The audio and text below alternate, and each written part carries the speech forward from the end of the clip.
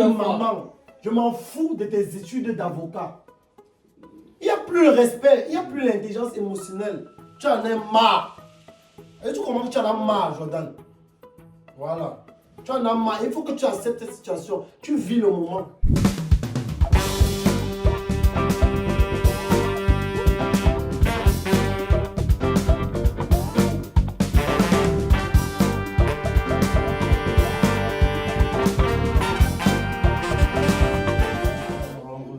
Un personnage docile qui va se transformer en un personnage démoniaque.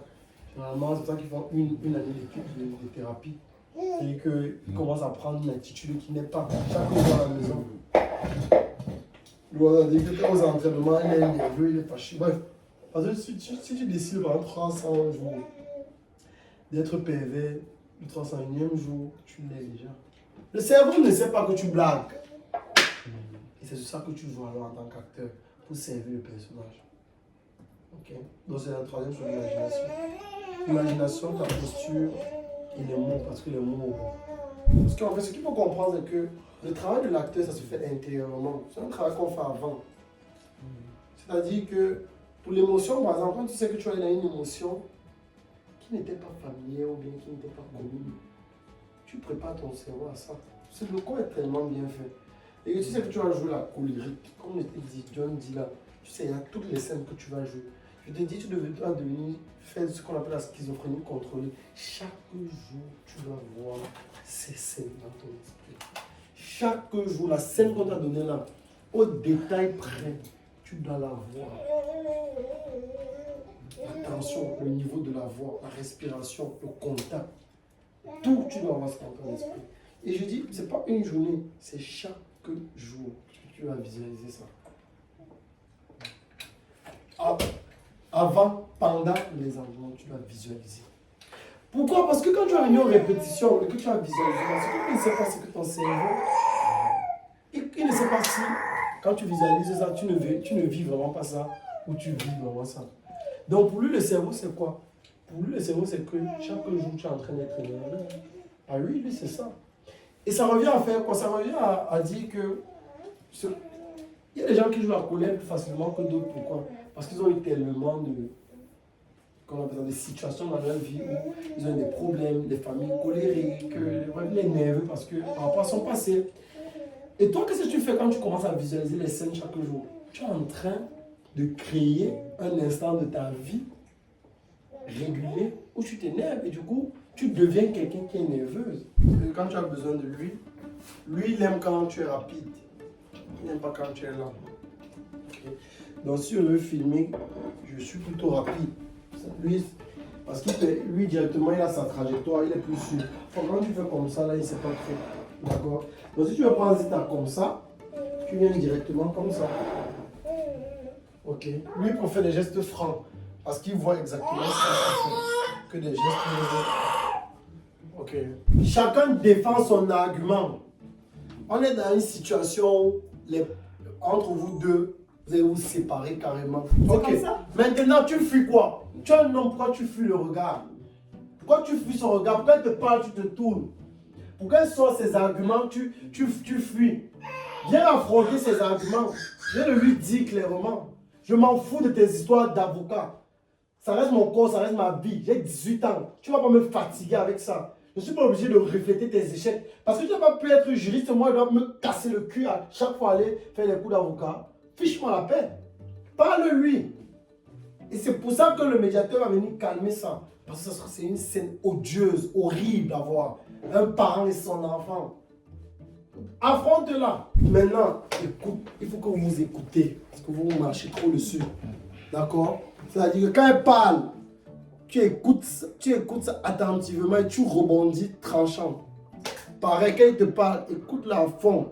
Il faut vous écouter. L'écoute active est cruciale quand on fait les introductions. A, E, I, O, U. Utilisez vos ventes. Là, vous parlez comme pourquoi des fois on envoie des vannes? Pourquoi des fois on fait rire? C'est parce que pour mieux servir un personnage, il faut que tous vos muscles soient relaxés. Parce que si vous êtes stressé, ça veut dire que vous activez un muscle dont vous n'avez peut-être pas besoin dans la scène. C'est-à-dire, on va jouer une comédie, tu es stressé. Ça veut dire que tu as ramené une émotion, c'est-à-dire une teinte. Vous voyez souvent quand je vous dis, si tu prends un verre d'eau, tu mets la menthe, peu importe la quantité d'eau ou bien le lait que tu mets, il y aura un peu de vin. Non? Oui, c'est ce qui n'est pas bien, le stress. C'est pour ça que des fois, quand on est en train de travailler, tout le monde a lancé j'incite l'équipe technique à lancer des vannes, des blagues pour relaxer, pour que les muscles soient à zéro. Et comme ça, quand vous avez choisi la posture adaptée pour faire rire, ou bien pour la colère, ou bien pour la tristesse, vous avez activé le muscle qu'il faut par rapport à la posture. Et le muscle, c'est un élément fondamental lié à la posture qui fait la délivrance de l'émotion en fonction de l'imagination que vous avez, des mots choisis, soit juste. Donc, c'est pas pour rien. C'est que les gens croient souvent que je suis désordonné. Mais non. L'ambiance, là, c'est fait exprès pour que vous soyez relax. Et vous allez constater que vous n'avez pas besoin d'être fâché. Est-ce que vous êtes fâché quand vous... avant qu'on dise go? Ouais. Est-ce que tu es fâché là? Non. Mais quand on dit go, tac, c'est parti, non? Parce que tu es relax. Bon, c'est bien. Donc, la diction. Ok. Bon, je vous donne aussi une technique. Les pauses sont importantes aussi. Ça vous permet de... Et quand l'autre parle, n'oubliez pas de... Ah, ok. Oui, c'est le moment où tu dois prendre l'air. D'accord? Et les pauses peuvent être importantes. Il faut, par contre, les pauses, il faut vous sentir quand il n'a pas fini. Maman, je te dis ce que je veux. Tu ne veux pas écouter parce que tout le temps, quand on se regarde, tu me casses la tête. Donc les pauses, c'est important aussi pour mieux reculer, pour que la personne assimile. Mais il faut que, par contre, il faut bien vous sentir dans les pauses. D'accord? Donc on peut avoir un débit très rapide. On peut être concentré à ressortir des répliques nerveuses, tendues. Mais lorsqu'on fait les pauses, comme on vient de faire cette pause-là, on doit être capable de ressentir que l'autre a encore quelque chose à dire. Ouais, non. Comme ça, vous faites d'abord des exercices physiques pour vous relaxer. Parce que la semaine était stressante, parce que peut-être d'où vous venez, vous avez des problèmes. Donc il faut vous relaxer, faire des exercices.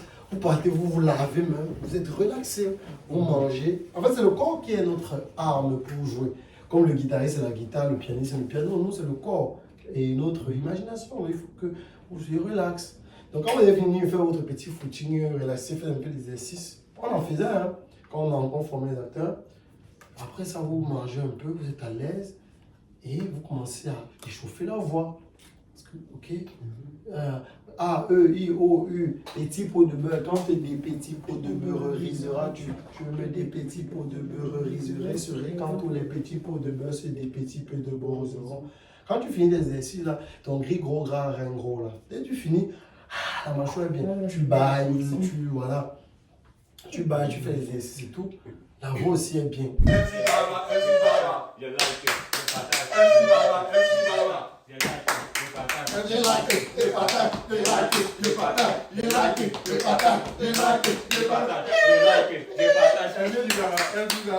like it,